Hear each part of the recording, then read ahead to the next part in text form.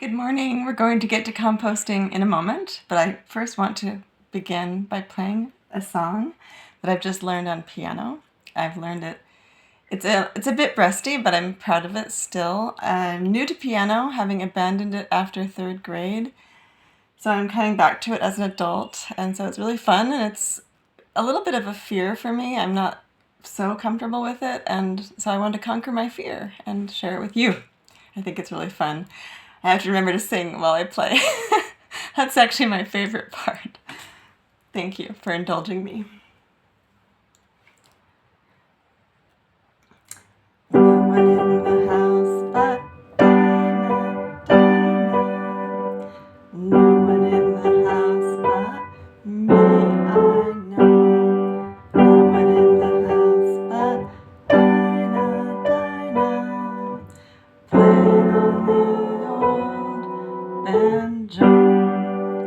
No one in the house but Dinah, Dinah.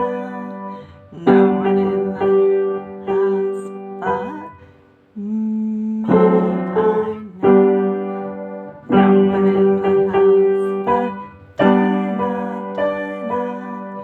Playing on the old banjo. No one in the house but, no one in the house but, no one in, whoops, no one in the house but me, I know. No one in the house but, no one in the house but, no one in the house but me, I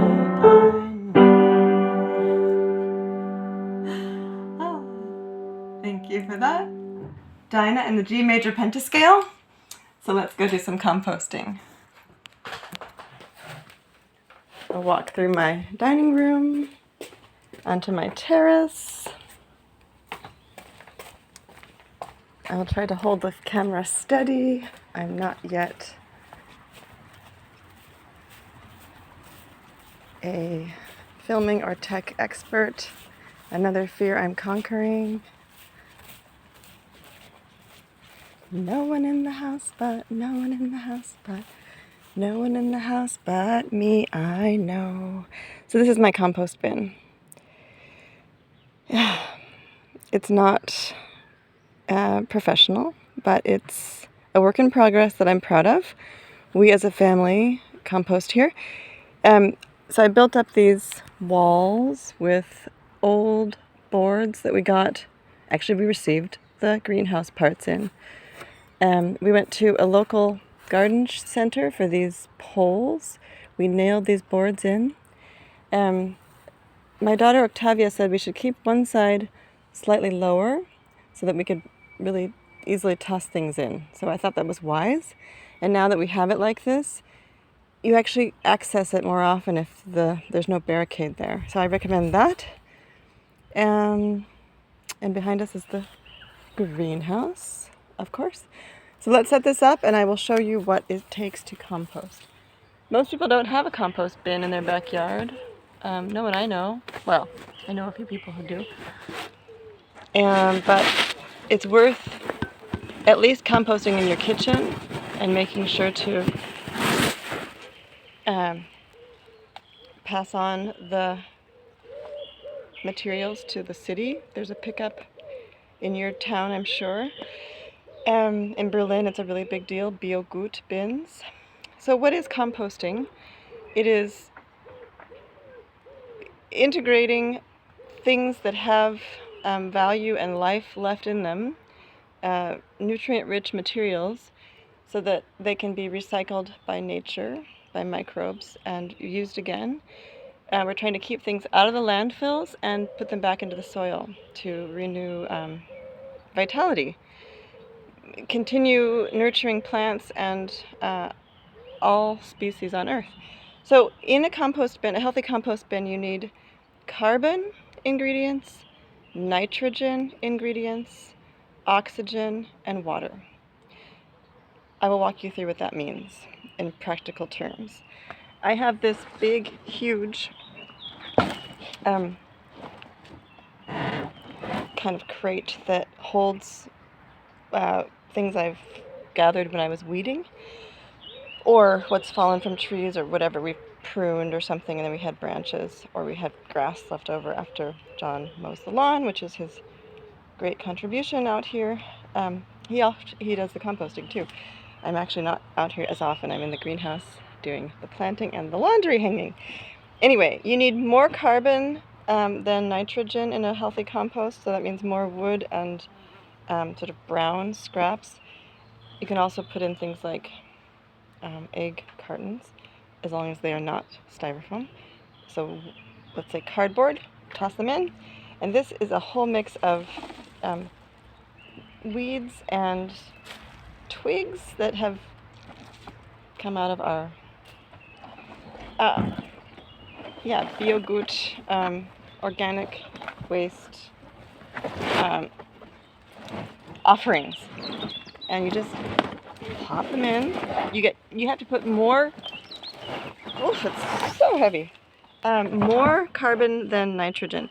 Nitrogen is just food scraps like we've got here. Spinach, onions. We had a salad a few days ago that didn't quite get gobbled up. I'm not sure how that happened. Celery, onions, and apple cores, garlic, heads or ends, and then coffee grounds, which I recycled earlier this morning so that we don't actually have coffee grounds, even though we drink a lot of coffee in our house. So that gets thrown in, and then there's a bit of coffee still coming out.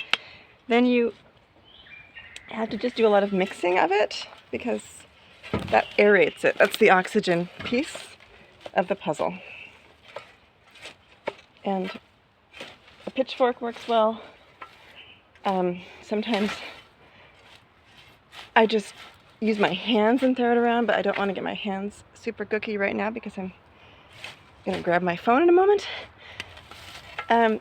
So you just stir this around. Actually, I sometimes climb in. I've climbed into compost bins before to get all the pieces, but I wouldn't want to squish beautiful worms or any other helpers. So just giving it a good rake and a good plow through is the idea.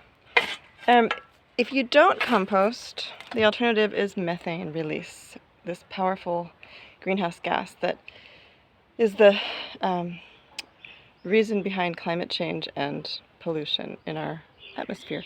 It's horrendous. It's so simple to compost. You just throw in things that you normally would put in the garbage can. But why? You can just put a little pot on a pretty attractive thing on your kitchen counter. And as you go, as you're cooking, toss in the scraps. Kids love to do it. And then have it be a daily activity to take it out to the collection point. One important feature of this system is water. You have to water your compost. I mean, you don't have to. There'll be rain. Eventually, the bacteria will probably be effective enough without much water, but if you add a bit of water, not too much, they can't be drowning. We don't want to have puddles, but sponge-like, a wet sponge, because the microbes in the aerobic microbes in the system, in the compost pile, need water to live just like we do. So they do their best work when they've got nutrition and water and air. That's it for composting for today. Thank you for listening. Please make an effort in your lives and pass on to those you care about in your community that it's super easy. Remind yourself every time you have, let's say, an apple core, or while you're cooking, to just quickly toss in what is still valuable in nutrition and in nutrients, nutrient-rich, into the compost, and take it to the bin outside, or to your own garden compost, and then reuse the soil that you've created over time. It takes a few months, but it's so nutrient-rich, and it will nurture your plants to come. Thank you. Cheers.